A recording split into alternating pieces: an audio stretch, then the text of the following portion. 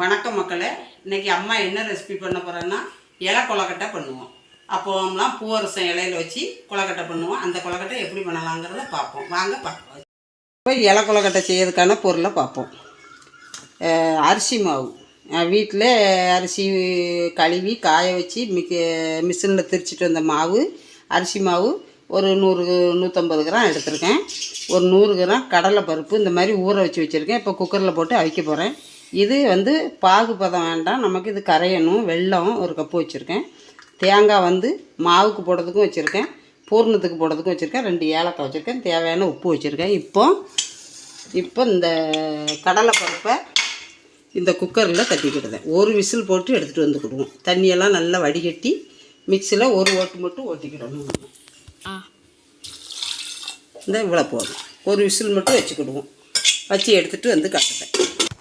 இப்போ அந்த பக்கம் கடலைப்பருப்பு வெந்துக்கிட்டு இருக்குது, வேகட்டும். இதில் பாவு இந்த வெள்ளத்தை உருக்கிக்கிடுவோம். கொஞ்சோண்டு தண்ணி, ஒரு அரை டம்ளர் தண்ணி ஊற்றிக்கிடுவோம். இந்த பாகை இதில் போட்டுக்கிடுவோம். உருகட்டும்.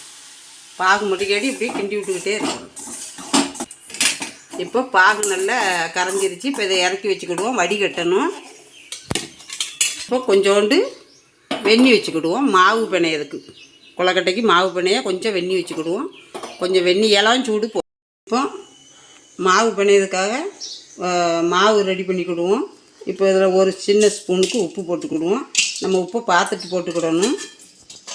இப்போ இந்த ஒரு கப்பு மாவையும் இதில் தட்டிக்கிடுவோம். அரிசி மாவு, பச்சரிசி மாவு. இப்போ இந்த தேங்காய் இதுக்கு கொஞ்சம் போட்டால் நல்லா ருசியாக இருக்கும். அதனால் தேங்காயும் போட்டுக்கிடுவோம். இப்போ இதை வெந்நீர் சூடு பண்ணி வச்சுருக்கேன். இப்போ இந்த தேங்காய், இந்த உப்பு எல்லாம் நம்ம நல்லா விரவிக்கிடுவோம். கை போட்டு விரவிட்டு இப்போ இந்த வெந்நீர் சூடு பண்ணி வச்சுருக்கேன். இதை ஊற்றிக்கிடுவோம். கொஞ்சம் கொஞ்சமாக நம்ம ஊற்றி கலரணும்.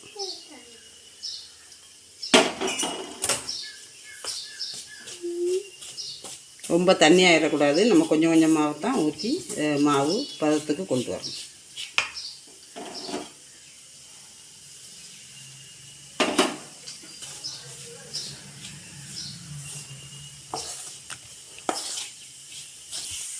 இப்போ இப்படி பிணைஞ்சிக்கிடணும். கை போட்டு வெந்நி காணலைன்னா கொஞ்சம் ஒரு விசில் வந்துருச்சு. இப்போ அடுப்பை ஆஃப் பண்ணிக்கிடுதேன். மாவு இப்போ இந்த பதத்துக்கு பிணைஞ்சி வச்சாச்சு, இருக்கட்டும். இப்போ பூர்ணம் ரெடி பண்ணுவோம். இப்போ ஒரு விசில் விட்டுட்டேன். இப்படி அழகாக வந்துருச்சு. இப்போ மிக்சியில் இதை தண்ணியை வடிச்சுக்கிட்டு இப்படி எடுத்து போட்டுக்கிடுதேன். மிக்சியில் ஒரே ஒரு சுற்று மட்டும் நம்ம சுற்றினா போதும். ஒன்றுக்கு பாதியாக தான் இருக்கணும். அது நல்லா அரைச்சிடக்கூடாது பூர்ணத்துக்கு. இப்போ இந்த பருப்பை கொண்டு மிக்சியில் எல்லாம் எடுத்து வச்சுட்டு இப்போ ஒரு சுற்ற 2 ஏலக்காய் போட்டுக்கிடுவோம். உங்களுக்கு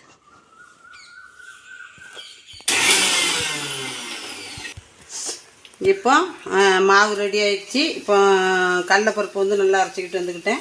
இப்போ இந்த பாகு வடிகட்டி கரைச்சி வடிகட்டி வச்சுருக்கேன். இப்போ 2வது சட்டியில் ஊற்றிக்கிடுவேன். இப்போ பாகில் இந்த தேங்காய் பூ போடுறேன். நல்லா போட்டு கிண்டிக்கிட்டே இருக்கும்போது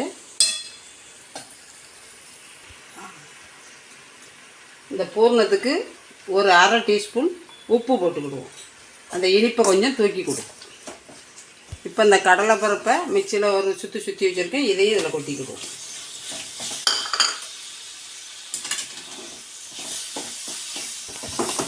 பூர்ணம் ரெடி ஆயிடுச்சு. இப்போ கொஞ்சம் ஆற விட்டுருவோம். அடுப்பை அணைச்சிக்கிடுவோம். ஆற விட்டுருவோம். இதுதான் பூவரசு இலை. இந்த இலை படித்ததுக்கு இதில் நம்ம நல்ல இலையாக நம்ம எடுத்துக்கிடணும். இங்கே பாருங்கள், இப்படி நல்ல இலைகளாக நம்ம எடுத்துக்கிடணும். இதுதான் பூவரசு இலை. இதில் மஞ்சள் பூ பூக்கும். அப்புறம் 2 நாள் ஆன உடனே அந்த பூ சிகப்பு கலரில் மாறும். பூவரசு இலை ரொம்ப இது ஒரு மருத்துவ குணம் உள்ளது. இந்த இலை அந்த காலத்துலலாம் இதுதான் கொலக்கட்டை வைக்க எல்லாமே இது தான் செய்வோம். இந்த இலை உங்களுக்கு கிடைக்காத பட்சத்தில் வாழை இலையில் கூட நீங்கள் அவிச்சிக்கிடலாம். வாழை இலையும் நல்ல சத்தானது தான், டேஸ்ட்டாகவும் இருக்கும், மணமாகவும் இருக்கும். அப்போ பூரா இந்த இலை தான். இதுதான் பூவரசு இலை. எனக்கு இவ்வளோ இலை போதும். நான் எல்லாம் நல்லா க்ளீன் பண்ணி கொண்டு வந்துட்டேன். இப்போ இதில் மாவு வைப்போம். இப்படி ஒரு உருண்டை எடுத்துக்கிடுவோம். இப்படி ஒரு உருண்டை எடுத்துக்கிட்டு இதில் வச்சு இப்படியே நம்ம எல்லா பக்கமுமே படுத மாதிரி ப்ரெஸ் பண்ணி விடுங்க. மெல்லிசாக இருக்கணும், ரொம்ப கனமாகவும் இருக்கக்கூடாது, நல்லா இருக்காது இலை கொழுக்கட்டை. இந்த அளவுக்கு மாவு வச்சு இப்படி நம்ம பரப்பி விடணும் எல்லா பக்கமும்.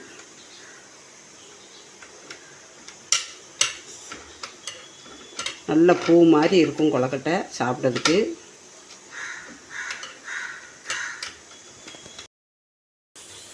இப்போ இப்படி எல்லா பக்கமும் நம்ம வச்சுக்கிடணும். இந்த பூர்ணத்தை நம்ம இப்படி நடுவில் இப்படி வச்சுக்கிடுவோம். வச்சுக்கிட்டு இப்படி எல்லா பக்கமுமே நம்ம பரப்பி விட்டுக்கிடுவோம். இப்போ இதை எப்படி மடிக்கணும் அப்படின்னா, இந்த இலையை இந்த ஷேப்பில் மடிக்கணும். பாருங்கள், இப்படி இருக்கிறத இப்படி மடிக்கணும். இப்படி மடிச்சுக்கணும். இப்படி மடித்து இந்த மாவையெல்லாம் நம்ம இப்படி ஒன்றா அமுக்கி விட்டுட்டா இப்படி சேர்ந்துக்கிடுவோம். பாருங்கள், இப்படி நம்ம ஒன்றா அமுக்கி விட்டுறணும். இங்கே இட்லி சட்டில்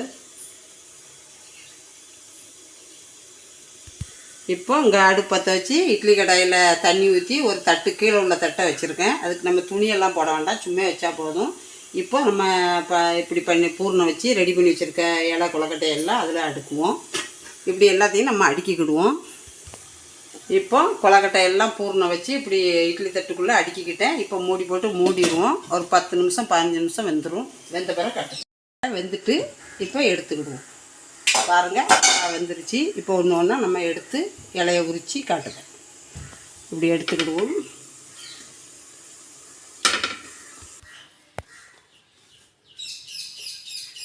இப்போ வெந்துருச்சு. இப்போ பாருங்கள், இந்த இலையெல்லாம் நம்ம எடுத்துக்கிடலாம்.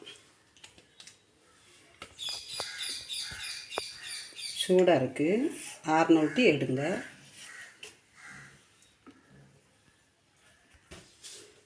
பாருங்கள், எல்லாம் கொழுக்கட்டை எல்லாம் பிச்சு வச்சுருக்கேன். 3 இலையோடு வச்சுருக்கேன்.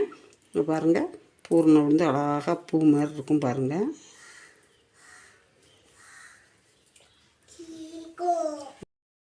இன்னைக்கு அம்மா இலை கொழுக்கட்டை செஞ்சு காட்டியிருக்கேன். இது பாரம்பரியமான பூவரசு இலை வச்சு செஞ்சுருக்கேன்.